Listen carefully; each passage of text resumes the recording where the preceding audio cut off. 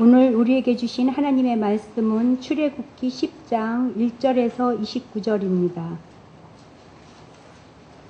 이제 말씀을 봉독합니다. 여호와께서 모세에게 이르시되 바로에게로 들어가라. 내가 그의 마음과 그의 신하들의 마음을 완강하게 함은 나의 표징을 그들 중에 보이기 위함이며 내게 내가 애굽에서 행한 일들 곧 내가 그들 가운데에서 행한 표징을 내 아들과 내 자손의 귀에 전하기 위함이라. 너희는 내가 여호와인 줄을 알리라. 모세와 아론이 바로에게 들어가서 그에게 이르되 히브리 사람의 하나님 여호와께서 말씀하시기를 내가 어느 때까지 내 앞에 겸비하지 아니하겠느냐. 내 백성을 보내라. 그들이 나를 섬길 것이라. 내가 만일 내 백성 보내기를 거절하면 내일 내가 메뚜기를 내 경내에 들어가게 하리니 메뚜기가 지면을 덮어서 사람이 땅을 볼 수 없을 것이라. 메뚜기가 내게 남은 그것 곧 우박을 면하고 남은 것을 먹으며 너희를 위하여 들에서 자라나는 모든 나무를 먹을 것이며 또 내 집들과 내 모든 신하의 집들과 모든 애굽 사람의 집들에 가득하리니 이는 내 아버지와 내 조상이 이 땅에 있었던 그날로부터 오늘까지 보지 못하였던 것이리라 하였다 하고 돌이켜 바로에게서 나오니 바로의 신하들이 그에게 말하되 어느 때까지 이 사람이 우리의 함정이 되리이까. 그 사람들을 보내어 그들의 하나님 여호와를 섬기게 하소서. 왕은 아직도 애굽이 망한 줄을 알지 못하시니까 하고 모세와 아론을 바로에게로 다시 데려오니 바로가 그들에게 이르되 가서 너희의 하나님 여호와를 섬기라. 갈 자는 누구냐. 모세가 이르되 우리가 여호와 앞에 절기를 지킬 것인즉 우리가 남녀노소와 양과 소를 데리고 가겠나이다. 바로가 그들에게 이르되 내가 너희와 너희의 어린아이들을 보내면 여호와가 너희와 함께 한가 같으리라. 보라, 그것이 너에게는 나쁜 것이니라. 그렇게 하지 말고 너희 장정만 가서 여호와를 섬기라. 이것이 너희가 구하는 바니라. 이에 그들이 바로 앞에서 쫓겨나니라. 여호와께서 모세에게 이르시되 애굽 땅 위에 내 손을 내밀어 메뚜기를 애굽 땅에 올라오게 하여 우박에 상하지 아니한 밭의 모든 채소를 먹게 하라. 모세가 애굽 땅 위에 그 지팡이를 들매 여호와께서 동풍을 일으켜 온 낮과 온 밤에 불게 하시니 아침이 되매 동풍이 메뚜기를 불어 들인지라. 메뚜기가 애굽 온 땅에 이르러 그 사방에 내림에 그 피해가 심하니 이런 메뚜기는 전에도 없었고 후에도 없을 것이라. 메뚜기가 온 땅을 덮어 땅에 어둡게 되었으며 메뚜기가 우박에 상하지 아니한 밭의 채소와 나무 열매를 다 먹었으므로 애굽 온 땅에서 나무나 밭의 채소나 푸른 것은 남지 아니하였더라. 바로가 모세와 아론을 급히 불러 이르되 내가 너희의 하나님 여호와와 너희에게 죄를 지었으니 바라건대 이번만 나의 죄를 용서하고 너희의 하나님 여호와께 구하여 이 죽음만은 내게서 떠나게 하라. 그가 바로에게서 나가서 여호와께 구하매 여호와께서 돌이켜 강렬한 서풍을 불게 하사 메뚜기를 홍해에 몰아넣으시니 애굽의 온 땅에 메뚜기가 하나도 남지 아니하니라. 그러나 여호와께서 바로의 마음을 완악하게 하셨으므로 이스라엘 자손을 보내지 아니하였더라. 여호와께서 모세에게 이르시되 하늘을 향하여 내 손을 내밀어 애굽 땅 위에 흑암이 있게 하라. 곧 더듬을 만한 흑암이리라. 모세가 하늘을 향하여 손을 내밀매 캄캄한 흑암이 3일 동안 애굽 온 땅에 있어서 그 동안은 사람들이 서로 볼 수 없으며 자기 처소에서 일어나는 자가 없으되 온 이스라엘 자손들이 거주하는 곳에 빛이 있었더라. 바로가 모세를 불러서 이르되 너희는 가서 여호와를 섬기되 너희의 양과 소는 머물러 두고 너희 어린 것들은 너희와 함께 갈지니라. 모세가 이르되 왕이라도 우리 하나님 여호와께 드릴 제사와 번제물은 우리에게 주어야 하겠고 우리의 가축도 우리와 함께 가고 한 마리도 남길 수 없으니 이는 우리가 그 중에서 가져다가 우리 하나님 여호와를 섬길 것임이며 또 우리가 거기에 이르기까지는 어떤 것으로 여호와를 섬길는지 알지 못함이니이다 하나 여호와께서 바로의 마음을 완악하게 하셨으므로 그들을 보내기를 기뻐하지 아니하고 바로가 모세에게 이르되 너는 나를 떠나가고 스스로 삼가 다시 내 얼굴을 보지 말라. 내가 내 얼굴을 보는 날에는 죽으리라. 모세가 이르되 당신이 말씀하신 대로 내가 다시는 당신의 얼굴을 보지 아니하리이다. 이것은 성령으로 기록된 말씀입니다. 계속해서 저희들 이집트에 내린 재앙을 보고 있는데요. 참 지루하죠.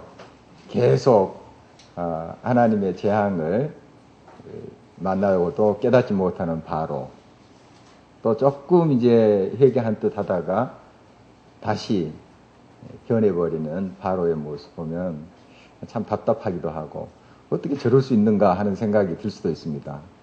그런데 자세히 우리 자신을 살펴보면 그런 면이 있습니다. 인간의 마음이 한번 굳어지면, 돌아서면 얼만큼 이제 그렇게 딱딱해지고 완악해지는지 그걸 우리도 발견하고 놀라곤 합니다. 이제 바로에게 내린 그 이집트에 내린 재앙 8번째, 9번째 재앙을 저희들이 오늘 살펴볼 텐데요. 왜 계속해서 하나님께서는 이러한 재앙을 내리시는가? 그냥 크게 한번 탁 치시고 좀 정신 바짝 들게 좀 하시고 마실 일이지 왜 이렇게 계속 반복해서 치시는가 하는 그 이유를 먼저 생각해 보고자 합니다. 1절 다시 한번 보도록 하겠습니다. 함께 읽겠습니다. 여호와께서 모세에게 이르시되 바로에게로 들어가라. 내가 그의 마음과 그의 신하들의 마음을 완강하게 함은 나의 표징을 그들 중에 보이기 이함이며. 계속해서 바로가 또 마음이 완강해지고 그렇게 굳어지는, 반복해서 이렇게 될 때 하나님께서 치시잖아요. 이런 모습을 통해서 하나님께서 지금 이 징계를 하신다. 교만하고 완악하면 하나님께서 치신다. 이걸 분명히 보여주기 위한 그런 표징이 하나님께로부터 왔다는 것을 확실하게 이제 각인시켜주기 위한 목적이 있고요. 또 두 번째로 2절 한번 보도록 하겠습니다. 내게 내가 애굽에서 행한 일들 곧 내가 그들 가운데에서 행한 표징을 내 아들과 내 자손의 귀에 전하기 위함이라. 너희는 내가 여호와인 줄을 알리라. 그러니까 딱 크게 한번 바로를 꺾어서 징계를 하지 않고 계속해서 이렇게 징계한 목적은 이제 이스라엘 백성들이 그 자자손손에게 확실하게 교육시키기 위해서 그렇습니다. 이렇게 교만한 바로의 역사를 쭉 설명하면서 교만하면, 완악하면 반드시 하나님의 징계를 받는다. 이걸 계속적으로 반복적으로 이러한 것들을 경험케 함으로써 가르치게, 확실하게 가르치게 하기 위함이다. 이렇게 기록하고 있습니다. 그리고 하나님이 이 모든 것을 역사하시고 또한 하나님이 다 징계하신다 하는 것을 분명히 해주기 위한 것이죠. 교육학에서 이 교육은 반복이다 하는 말을 합니다. 물론 여러 가지 교육 방법이 있지만 중요한 교육 방법이 반복이에요. 계속. 이런 이제 계속되는 반복의 그런 징계를 통해서 하나님 앞에 굳어진 마음, 완악한 마음, 돌짝밭 같은 마음은 반드시 하나님이 깨뜨리신다, 징계하신다 하는 것을 가르쳐주고, 너희는, 나의 백성 너희는 결코 이런 길을 들어서지 말라 하는 것을 이제 가르쳐 주기 위한 것이죠. 어린들과 여자분들이 특히 이제 언어 습득 능력이 뛰어나요. 왜 그런 줄 아세요? 남자들보다 여자분들이 더 외국말이나 이런 것들 빨리 습득하신 줄 아세요? 예, 역시 대답들 안 하시네요. 일부 기도회 때도 저 목사님 대답하시죠. 이렇게 그런 눈치를 보이시던데. 예, 말을 많이 하세요. 비교적 남자분들이 말 많은 사람도 있지만 보편적으로 여자분들이 말을 많이 하고요. 애들이 말을 많이 합니다. 같은 말도 수천 번이래요. 그러니까 말을 잘할 수밖에 없죠.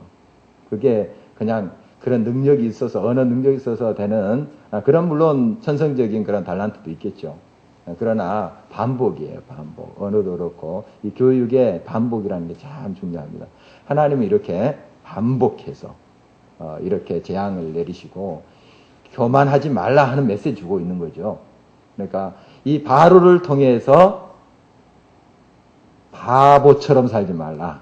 이런 것을 지금 교훈하고 있는 것입니다. 이러면은 크게 맞는다. 맞을매 또 더 맞게 된다. 하는 걸 이스라엘 백성들에게 각인시켜주고 또 자자손손 그걸 가르쳐주기 위한 것이죠.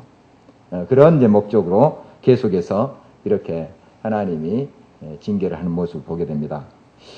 이제 회개할 기회를 이렇게 또 하나님께서 이런 반복되는 징계 속에 주십니다. 한번 딱 쳐서 끝으로 그냥 다 진멸해버리는 것이 아니라 한 번 더 기회를 주시는 거죠. 세 번째, 네 번째. 기다려주시는 그 하나님 모습을 우리가 살펴볼 수 있어요. 이 모세가 또 하나님 앞에 가서 또 기도하잖아요. 한 번 더 기회 주십시오. 한번 좀 제가 잘 설득해 보겠습니다. 아마 그렇게 이야기했을 거예요. 하나님 앞에 가서. 제가 바로를 잘 좀 설득해서 말해 볼 테니까 한 번 더 기회 주십시오. 그래서 하나님께서 이렇게 기회를 주신 것입니다. 계속 반복적으로 심판하는 것은 한 번에 다 바로의 완강함을 깨뜨려 버릴 수 있어요. 또 심판할 수 있습니다. 그러나 하나님께서는 기다리시고 한 번 더 기회를 주시고 이렇게 하시는 거죠. 하나님의 긍휼하심을 우리가 또 이런 반복되는 재앙 속에서 볼 수 있어요. 하나님 무섭다. 하나님 심판하신다. 이런 측면에서만 볼 것이 아니라는 거죠. 하나님이 한 번 더 기회를 주시는구나. 이렇게 우리가 볼 수가 있는 것이죠. 그래서 하나님은 애굽 백성들을 치시고 바로를 치시는 것을 고소하다 이렇게 생각하지 않으세요. 하나님은 뭐 그렇게 고약하신 그런 분이 아닙니다. 하나님이 창조한 그 백성들이 고통당하는데 고소하다. 참 기분 좋다. 이럴 하나님이시겠어요. 지금 하나님 마음이 아프신 거죠. 때리시지만은 정말 정신 차리고 돌아오기를 하나님도 원하시는 겁니다. 원하시는 거예요. 그러나 바로가 완강한 마음을 가지고 완악한 대로 가니까 고집 피우니까 내버려 두셨다. 이건 이제 좀 신학적 용어로 하나님의 유기 이렇게 이제 표현을 합니다. 하나님 내버려 두셨다. 참 이거 큰 형벌이에요. 사실은 하나님이 징계하시고 때리실 때 이것은 하나님의 사랑의 맵니다. 돌아와 하는 것인데 하나님이 그래 너 고집대로 해봐. 이건 더 무서운 형벌이면 내 들고 치는 것보다. 여러분 이제 자녀들 키울 때도 너 고집대로 해. 너 마음대로 너 인생 살아. 이 굉장히 큰 저주일 수 있고 형벌일 수 있잖아요. 때려서 너 그러지 마. 이렇게 하는 것보다도 너 마음대로 살아 하는 게 더 무서운 것 우리가 알죠. 하나님께서 지금 계속해서 반복적으로 징계하시는 것은 하나님이 다시 기회를 주셨다. 다시 한 번 더 돌아올 그런 여지를 남겨주셨다. 이런 측면으로 우리가 볼 수가 있는 것이죠. 지금 첫 번째 재앙부터 지금까지 적어도 한 6개월은 되는 것 같아요. 6개월은. 계속 그 메뚜기가 그 싹을 먹고 하는 그런 과정들 보면은 세월이 흐른 겁니다, 지금. 적어도 6개월인데, 여러분 평상시에 이제 6개월은, 평화로울 때 6개월은 뭐 금방 가죠. 그런데 고통이 한참 이어지는, 지금 재앙이 계속 이어지고 있잖아요. 거의 뭐 숨 돌릴 틈이 없을 정도로. 조금 이제 여유가 있습니다. 하나님이 재앙 걷어가지고 가시고 그럴 때 좀 여유 있지만은 또 막 바로가 완강해지니까 또 치고, 지금 6개월 동안 이렇게 얻어맞는데 한번 생각해 보십시오. 백성들이 얼마나 힘들겠어요. 고통 속에 있는 거죠. 나라가 엉망진창입니다. 지금 엉망진창이에요. 지금 애굽이라는 나라가 아주 고통스럽습니다. 계속 매를 맞는다고 생각해 보세요. 6개월 동안. 여러분 견뎌나겠습니까? 지금 우리 이제 폭염이 상당히 길게 우리들을 이제 지금 괴롭히고 있죠. 어느 해보다도 굉장히 좀 혹독한 그런 일기를 저희들이 경험하고 있는데 앞으로 한 달 더 이런 폭염이 열대야가 계속된다. 아마 우리 굉장히 힘들 겁니다. 굉장히 힘들 거예요. 이제 금주로 이 폭염이 좀 꺾인다고 그래요. 좀 우리도 피부적으로 많이 느끼죠. 아직까지는 덥지만 그래도 좀 한풀 딱 꺾이는 그런 느낌이 들어요. 그래서 이제 좀 살 것 같은데요. 어떻든 좀 더 더위가 있겠지만은 그래도 희망이 있잖아요. 근데 이 계속해서 6개월 동안 막 하나님의 징계가 계속된다. 참 이거 고통스러울 것입니다. 그럼에도 불구하고 지금 바로가 깨닫지 못하는 거죠. 계속 완악한 마음. 이제는 노동력 때문에 그 경제 문제 때문에 백성들, 이스라엘 백성들을 놓아주지 않는 그런 차원보다도 이제 악이 받쳐 있는 거예요. 지금 이 이스라엘 백성들 어떻게 그냥 해보려고 하는 바로의 마음. 백성들의 고통당하는 것보다도 자기의 그 감정이 지금 더 앞서 있는 겁니다. 악이 받쳐 있는 그런 바로의 모습을 봅니다. 바로의 특징이 이제 교만이다 하는 것을 우리가 쭉 살펴봤죠. 정말 교만합니다. 완악함은 그 교만한 거예요. 교만한 거. 오늘 이제 3절 말씀을 다시 한번 보도록 하겠습니다. 모세와 아론이 바로에게 들어가서 그에게 이르되 히브리 사람의 하나님 여호와께서 말씀하시기를 내가 어느 때까지 내 앞에 겸비하지 아니하겠느냐. 내 백성을 보내라. 그들이 나를 섬길 것이다. 어느 때까지 내 앞에서 겸비하지 아니하겠느냐. 교만하겠느냐. 이런 뜻이죠. 지금 하나님 앞에 마음을 부탁하게 해가지고 교만한 것입니다. 좀 하나님 앞에 이제 그렇게 징계를 받았으면은 내려놓고 천부여 의지없어서 이렇게 손을 들고 회개하면서 나와야 되는데 바로는 더 교만하게 마음을 더 완악하게 하고 있습니다. 여러분 우리가 징계를 받을 때 하나님의 큰 매를 맞을 때 사람이 크게 이렇게 두 가지로 반응합니다. 어떤 사람은 아이고 잘못했습니다. 다시는 안 그럴게요. 이렇게 회개하고 오는 사람이 있는가 하면 다른 사람은 더 완악해집니다.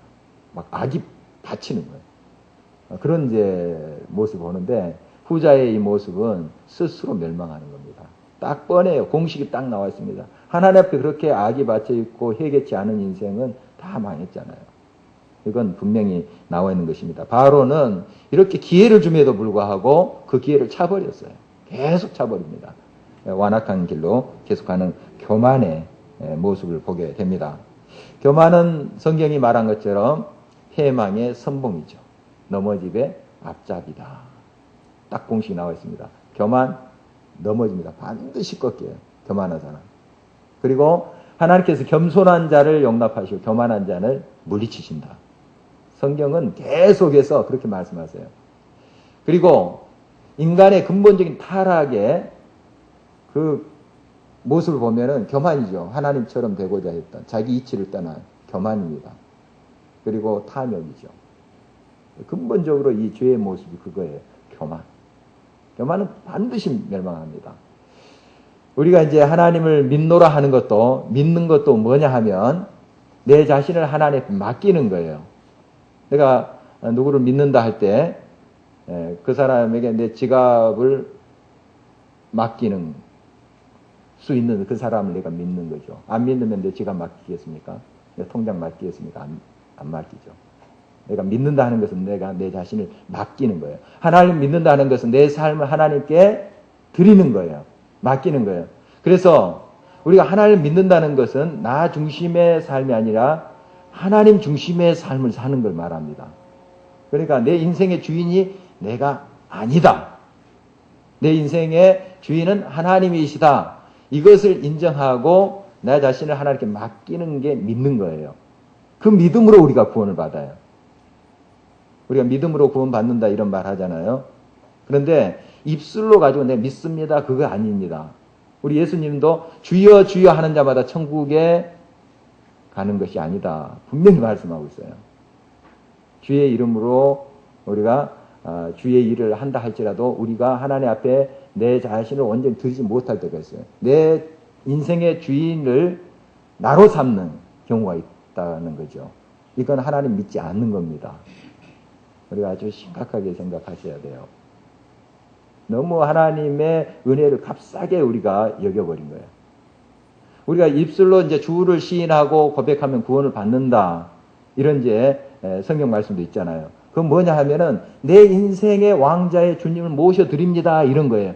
영접하는 자, 곧 그 이름을 믿는 자들에게 하나님의 자녀가 되는 권세를 주셨으니, 요한복음의 이 말씀은 영접한다는 것은 주님이, 예수님이 내 마음에 오셔서 내 마음의 왕자에 앉으셔서 내 삶의 주인이 되십시오. 이거예요. 그러니까 나를 주님 앞에 내려놓고 주님이 나의 삶을 주관하도록 하는 것이 영접하는 것이고, 이것이 믿는 거예요. 이 믿음으로 구원을 받는 거예요. 이 상태가 되지 않고 우리가 천국을 소유할 수 없어요. 구원 못 받습니다. 구원 못 받아요. 큰일 났죠. 내 삶에 예수 그리스도가 좌정하시고 내 삶의 주인인 그것이 주님을 믿는 거고, 바로 그것이 구원의 조건이 되는 겁니다. 자, 이것이 뭔가 하면 이 앤드류 머레이의 겸손한 책을 제가 한 번 더 엊그저께 읽었는데요. 그분은 성경을 쭉 연구하고 책만 해도 한 200권 이상을 썼습니다. 한 120년, 30년 전의 사람인데요. 원래 이제 스코틀랜드 아버지가 이제 목사님이에요. 그래서 아프리카로 선교사로 왔습니다. 아프리카에서 자랐어요. 그래서 남아프리카 거기에서 자랐고, 공부는 물론 영국에 가서 하고 다시 와서 목회를 했던 그런 분인데요. 참 남아프리카의 성자다 이렇게 불려지는, 지난주에 제가 잠깐 소개한 그런 분이에요. 그런데 이분이 한 2년 동안 굉장한 병치를 합니다. 굉장히 그 죽음의 문턱까지 갈 정도로 고통스러운 시간을 가져요. 그때 겸손이라는 것을 많이 묵상합니다. 정말 자기가 알아주는 사람이고 가는 곳곳마다 참 인기가 있고 했죠. 책도 많이 쓰고. 대단한 인물이고, 또 자기 부모들도 헌신적으로 아프리카에 선교까지 오시고 이런 분이기 때문에 집안도 좋고 대단하죠. 그런데 그걸 다 내려놓은 거예요. 아프면서, 그 고통 속에서. 그러면서 겸손은 뭔가? 나는 아무것도 아니다 하는 것을 깨닫는 거예요. 그렇게 이제 결론을 내고, 내 안에 주님이 내 삶의 전부이시다. 이걸 깨달아가는 거예요. 그러니까 나는 없고 세상과 나는 간곳 없고 구속한 주만 보이도다. 이게 바로 겸손의 참 모습이에요. 바로 그렇지 않고서는 우리가 천국을 소유할 수 없다는 거예요. 단언합니다. 그분은 쭉 성경을 묵상하면서 그 증거를 대면서 교만함으로, 내 인생에 내가 주인인 것은 교만이잖아요. 그 교만입니다. 그것 가지고 우리 천국에 갈 수 없다는 거예요. 구원 못 받는다. 진짜 우리가 예수를 믿는다는 것은 나는 아무것도 아닙니다. 없습니다. 주님이 내 마음의 왕자에 앉으셔서 나의 삶을 주관하시는, 그때 바로 우리는 천국 소유할 수 있는 것이다. 그게 바로 겸손이라는 거예요. 나를 끊임없이 내려놓고 나를 비우고 주님이 내 삶의 주인이 되는 거예요. 나의 기분대로, 나의 성질대로, 나의 모든 욕망대로 사는 것이 아니라 그것을 다 십자가에 못 박고 예수 그리스도가 원하는 삶을 가는 것, 이것이 겸손이라는 거예요. 우리 예수님도 이 땅에 오셔서 철저히 육신의 몸을 입고 아버지의 뜻을 순종해 갔어요. 순종해 갔어요. 멕시코의 그 인디안들의 용어 속에 그 믿는다 하는 것과 순종한다 하는 말이 똑같대요. 똑같대요. 우리가 믿는다, 예수님 믿는다 하는 것은 예수님 말씀대로 내가 따라 행하는 거예요. 입술로만 믿습니다 하고 말씀대로 따라 하지 않는 건, 그건 실제로 믿지 않는 거예요. 우리가 하나님을 믿노라 할 때는 그 말씀대로 이끄심 따라서 가는 거예요. 정말 이것을 우리가 주님 앞에 갈 때까지 훈련해야 됩니다. 훈련해야 돼요. 지금 많이 우리가 편해졌잖아요. 그래서 우리 편의대로 예수님을 믿는 경우가 많습니다. 자유의 세계에 더 그러한 현상들이 더 많아요. 편의대로 예수님을 그렇게 믿는 경우가 많아요. 이거 참으로 믿지 않는 겁니다. 오히려 우리 중심에 그 우상이 들어서 있는 거예요. 물질주의, 세상적인 가치관 들어서 있는 거예요. 겉은 하나님을 예배하고 하나님을 섬긴다 하지만 실제로 예수님 안 믿는 거예요. 그건 안 믿는 겁니다. 말씀대로 안 믿는 거예요. 내 자신을 온전히 내려놓고 하나님 말씀에 따라서 나를 세워야 돼요. 그게 나의 의로 되는 것은 아니죠. 그래서 우리가 주님의 능력을 구하는 거예요. 기도하는 거예요. 하나님, 내가 하나님 뜻대로 온전히 나의 의지대로 하나님을 쫓아갈 수 없습니다. 나는 죄인입니다. 나는 부족합니다. 그러므로 주님이 도와주세요. 우리가 그렇게 기도하는, 겸손히 기도하는 거예요. 바로 이러한 자의 삶 속에 하나님께서 함께 하십니다. 자기가 수양을 많이 하고 기도 많이 해서 그렇게 되는 것은 아닙니다. 우리가 기도 많이 한다는 것 참 중요한데 기도 많이 하면 할수록 나를 비워야 돼요. 그런데 기도 많이 하는데 자기 자아는 딱 내려놓고 그 중심에 서게 하고 다 채워달라고 이렇게 많이 기도하는 건 그건 자기 비움이 아닙니다. 자기 비움이 아니에요. 기도할 때 우리는 어떻게 기도해야 되냐는 나의 뜻대로 마시고 아버지의 뜻대로 해주십시오. 주의 말씀대로 내가 따라가게 해주십시오. 이것이 자기 비움이에요. 그러면 주님이 알아서 역사하십니다. 이게 주님께 맡기는 거죠. 주님이 알아서 먼저 그의 나라와 의를 구하고 주님이 기뻐하신 일을 하면 하나님이 알아서 다 해주신다. 믿는 사람은 주님 앞에 다 내려놓을 수 있어요. 다 내려놓을 수 있습니다. 찰스 브론딘이라는 애줄타기 하는 사람이 있었습니다. 지금부터 한 150년 전 될 것 같은데요. 1859년이니까. 이분이 한번 뉴욕타임스에 광고를 냈답니다. 제가 나이아가라 그 폭포 양쪽에 줄을 매달고 이제 건너겠습니다 하는 게 광고를 했어요. 사람 한 5,000명 왔다 합니다. 그 구경하려고. 왔는데 이분이 딱 중심 잡고 건넜어요. 그 다음에 이제 이렇게 이제 그 사람들에게 물었습니다. 제가 이제 한 사람을 어깨에 태우고 지나가려고 합니다. 어때 이렇게 내가 할 수 있을 것으로 여러분 믿습니까? 했더니 사람들이 막 믿는다고. 예. 그렇게 이제 환호했으면 박수 치면서 믿는다고. 그렇게 건널 줄 믿습니다. 그러면 누가 제 어깨에 타겠습니까? 아무도 나타나지 않아요. 그런데 이제 그 친구가 탔는데요. 헨리 콜코드라는 친구인데 친구가 이제 탔다 그래요. 그러면서 이제 나는 자네를 믿네 하면서 이제 전적으로 자기의 몸을 이제 여기 찰스 브론딘에게 맡기고 줄을 탔다고 합니다. 뭐 이런 이제 이야기를 여러분 좀 들어봤을 텐데요. 정말 얼마나 겁나겠어요. 제가 한 2주일 전에 번지점프를 했습니다. 아마 그날 한 200명 했다고 하는데 제일 연장자였습니다. 제가 제일 연장자고 저희 집사람이 여자 중에 제일 연장자고 둘이 했습니다. 했는데 한 50m, 60m 된다고 하는데 보니까 아찔하더라고요. 내가 이거 괜히 이거 했구나. 비싼 돈 주고 괜히 했구나 하는 생각이 들더라고요. 다음부터 안 해야지 뭐 하는 생각도 들고 진짜 아찔하더라고요. 진짜 아찔해요.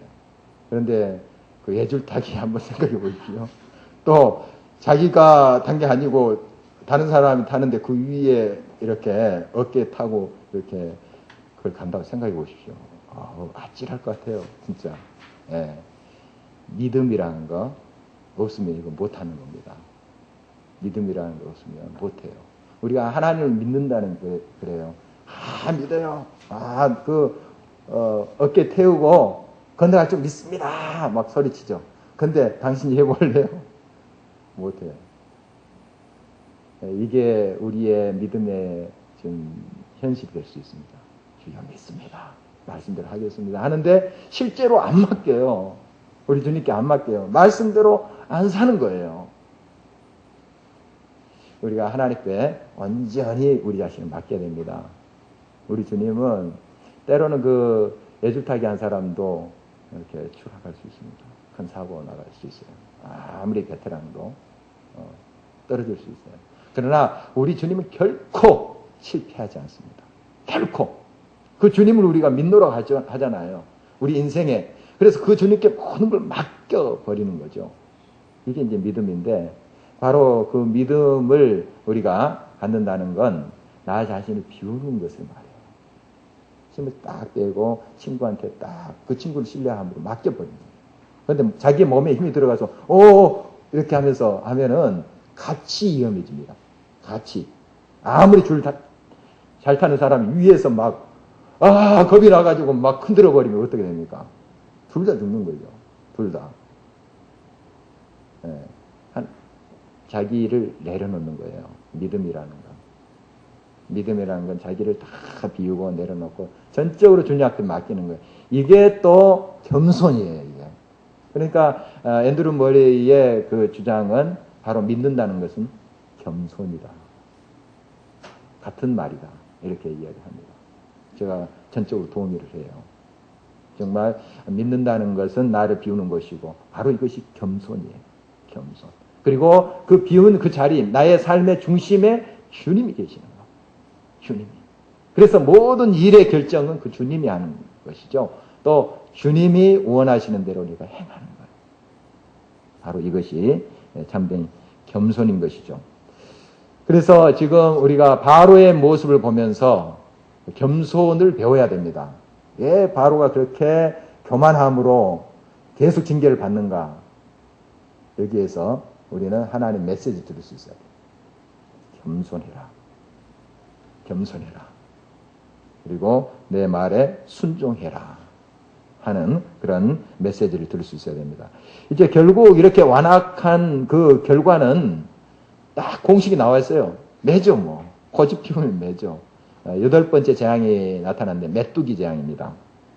5절 말씀 한번 볼까요? 같이 한번 보도록 하겠습니다. 메뚜기가 지면을 덮어서 사람이 땅을 볼 수 없을 것이라. 메뚜기가 내게 남은 그것 곧 우박을 면하고 남은 것을 먹으며 너희를 위하여 들에서 자라는 모든 나무를 먹을 것이며. 이 메뚜기 재앙, 지난번에 요엘서 우리가 살펴볼 때도 그 재앙을 살펴봤는데 굉장히 무섭답니다. 한번 휩쓸고 지나가면은 뭐 남는 게 없대요. 남는 게. 뭐 풀뿌리 나무까지 다 갉아먹으면 돼요. 또 그것조차 없을 때는 가죽 있잖아요. 동물 가죽들. 이렇게 놔둔 거 다 갉아먹어버립니다. 다. 이제 물론 사람을 갉아먹었다 뭐 이런 것은 이제 아직 없는데 어쨌든 정말 이런 농작물까지 다 먹어버리니까 사람들이 이제 굶어 죽게 되는 거죠. 굉장히 이제 고통스러운 일인데요. 이런 재앙이 지금 그들을 덮치게 되죠. 바로가 완악하기 때문에. 그래서 이제 신하들도 이 바로처럼 완악했습니다. 그 왕의 그 신하들. 완악했는데 이제 신하들이 먼저 손을 들어요. 7절 말씀 한번 볼까요? 같이 읽겠습니다. 바로의 신하들이 그에게 말하되 어느 때까지 이 사람이 우리의 함정이 되리까?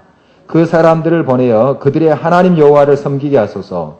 왕은 아직도 애굽이 망한 줄을 알지 못하시나이까 하고. 지금 보세요. 나라 꼴이 어떻게 되겠어요? 엉망진창이죠 지금. 뭐 먹을 것도 없고 백성들은 아우성이고 난리입니다. 지금 한 5, 6개월 동안 지금 하나님의 징계를 당한 그 나라 꼴을 한번 보십시오. 엉망진창인데 지금 바로는 백성들의 그러한 한숨, 고통, 몸부림 지금 그건 눈에 들어오지 않습니다. 악에 받쳐 있는 거죠. 내가 이기나 내가 이기나 보자.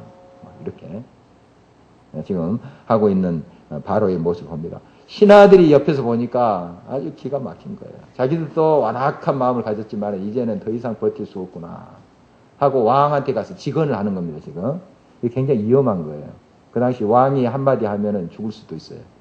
왕 앞에 감히 이런 소리 합니까? 지금 애굽이 망한 줄을 알지 못하시나이까?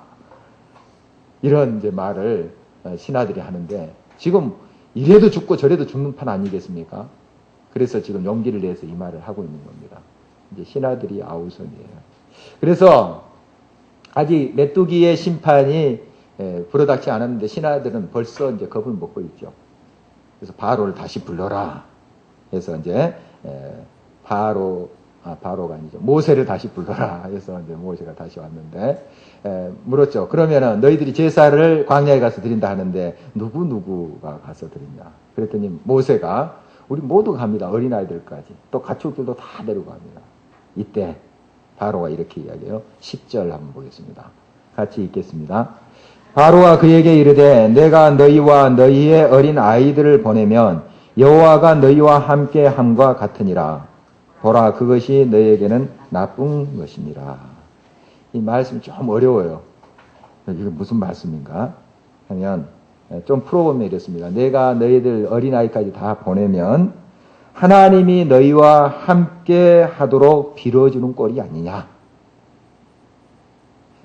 그런 꼴이 되는 게 아니냐. 그래서 허튼 수작 말아라.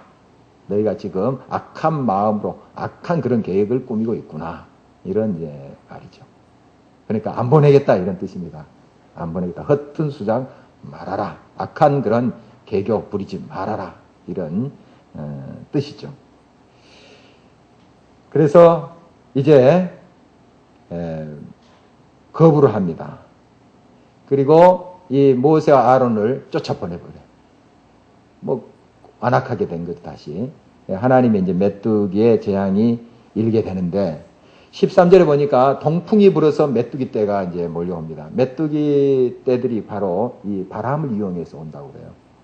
자기들 스스로 막 파닥거리면서 날개치며 오는 게 아니라, 물론 날개짓 하겠죠. 그러나 바람을 타고 오는 거예요. 바람 부는. 그 모습을 한번 보십시오. 우리가 그림으로 보면 멋있겠다 하지만은 실제 당하는 사람들의 모습을 보면 아주 이게 재앙입니다. 무섭죠. 공포죠, 공포. 땅을 막 다 덮어서 그냥 다 갉아먹어버리니까. 아주 공포입니다. 메뚜기 개체들은 약하죠. 약한데 하나님이 이 약한 것들을 모아가지고 징벌을 하는 그런 능력의 하나님이시죠. 근데 보통 이 지역에 애굽의 그 메뚜기 떼의 습격은 이제 남풍과 서풍을 불게 해서 메뚜기 떼의 그런 습격이 있다고 합니다. 보통 그 자연현상에. 그런데 동풍이 불어서 왔다는, 동풍은 동쪽은 지금 홍해가 있거든요. 바다예요, 바다. 바다에서 이제 바람이 불어서 왔다는 건 이건 하나님이 하셨다 하는 걸 인정할 수밖에 없게 하는 거예요. 동풍이 불어서 메뚜기 떼가 왔다 하는 거예요. 지금 하나님이 역사하신다. 이걸 지금 또 보여주고 있는 것이죠. 그래서 다 메뚜기 떼가 갉아먹어 버립니다. 이제 바로가 또 아이고 내가 잘못했구나. 정신이 조금 돌아옵니다. 그래서 16절에 이런 말씀이 있어요. 같이 읽겠습니다. 바로가 모세와 아론을 급히 불러 이르되 내가 너희의 하나님 여호와와 너희에게 죄를 지었으니 잘못했다. 인정합니다. 그리고 이제 이번만 나를 용서해달라.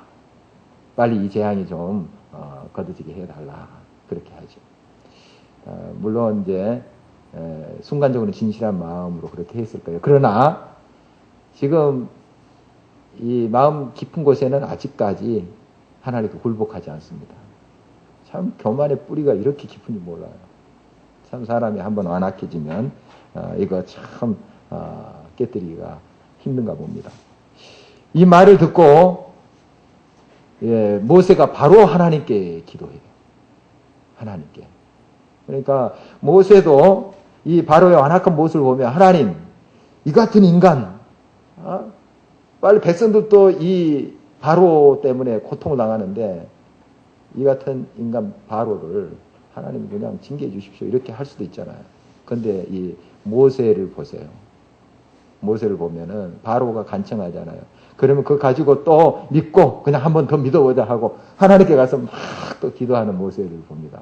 그러니까 지금 바로가 이렇게 생명을 부지하는 것도 어떻게 보면 모세 때문이에요. 모세가 계속 기회를 달라고 하나님 내가 한 번 더 설득해 보겠나라고 이렇게 했기 때문에 지금 바로가 생명을 부지하고 있는 거예요. 그래서 어떤 면에서 보면 바로에게 있어서 이 모세는 생명의 은인입니다. 생명의 은인이에요. 계속 기회를 모세 때문에 지금 얻고 있는 겁니다. 바로가 회개할 기회를 얻고 있는데 그것까지 지금 차버리는 거죠.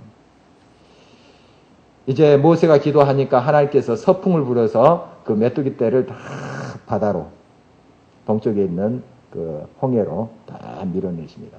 그리고 하나도 남지 않았다. 하나님의 또 완벽한 그런 또 역사를 보게 됩니다.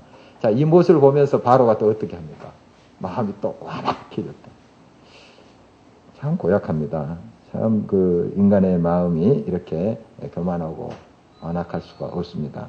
그래서 하나님께서 이제 9째 재앙을 내리시는데 그것이 이제 흑암이죠. 흑암. 캄캄합니다. 3일 동안 내리게 되는데 자, 한번 상상을 해보죠. 3일 동안 캄캄하다. 아, 뭐 그것도 재앙인가? 뭐 입을 뒤집어 쓰고 실컷 잠이나 자면 되지 않을까?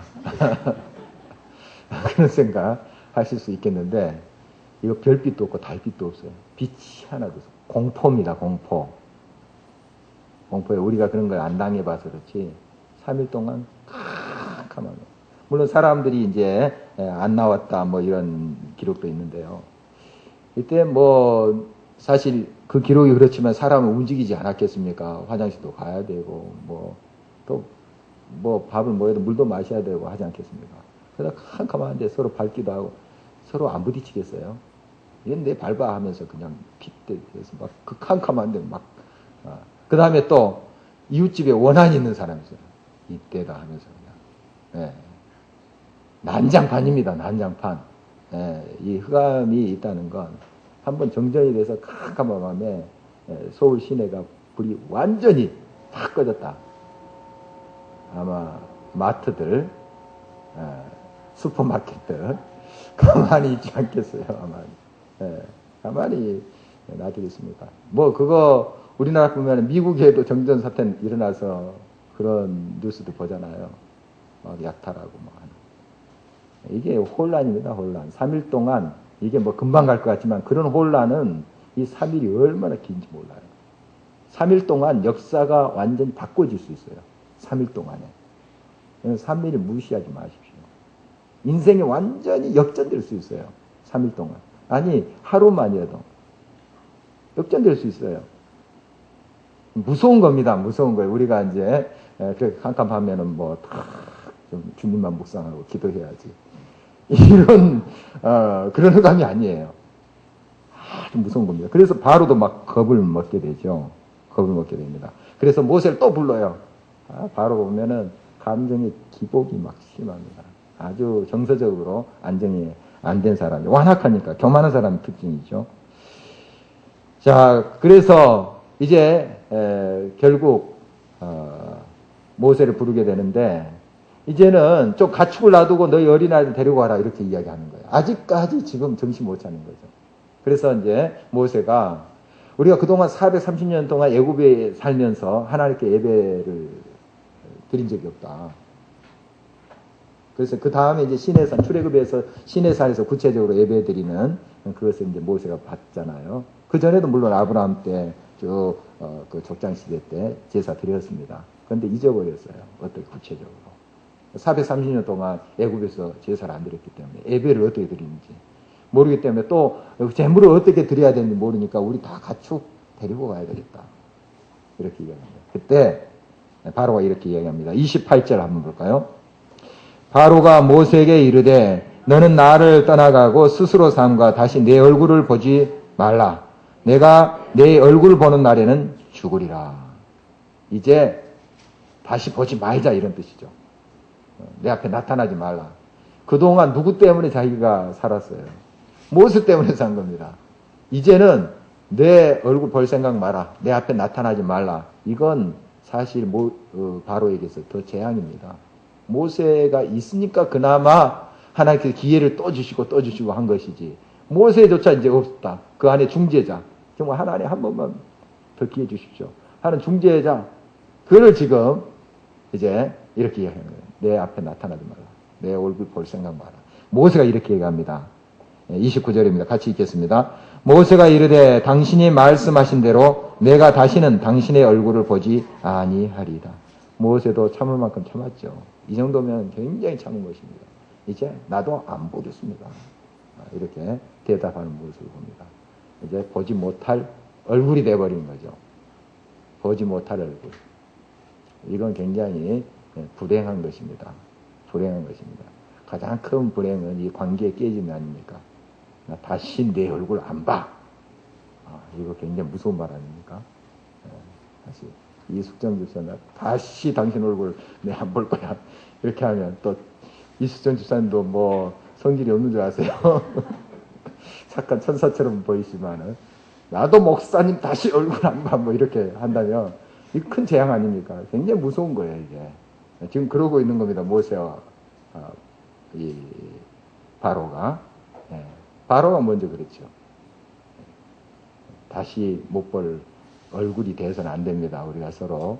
우리는 영원토록 천국에서 영원토록 얼굴 볼 사람들이에요. 그러니까 여기서 우리가 서로 더 사랑하면서 이해하면서 축복하면서 살아야죠. 우리 천국 가면 뭐 지겹도록 볼 거예요, 사실. 지겹지는 않겠지만 사랑하면서 더 축복하면서 이렇게 살아야 될 우리 관계다 하는 걸 강조하기 위해서 그런 말씀을 드렸습니다. 여러분, 오늘 또 이제 바로를 우리가 살펴보면서 겸손에 대해서 다시 한번 생각합니다. 정말 어거스틴이 말한 것처럼 기독교의 교지, 가르침의 아주 핵심적인 것. 첫째도 겸손이고, 둘째도 겸손이고, 셋째도 겸손이다. 아주 우리가 새겨드려야 됩니다. 겸손은 나를 내려놓는 거예요. 비우는 거예요. 그리고 하나님 중심에 서는 거예요. 이 겸손.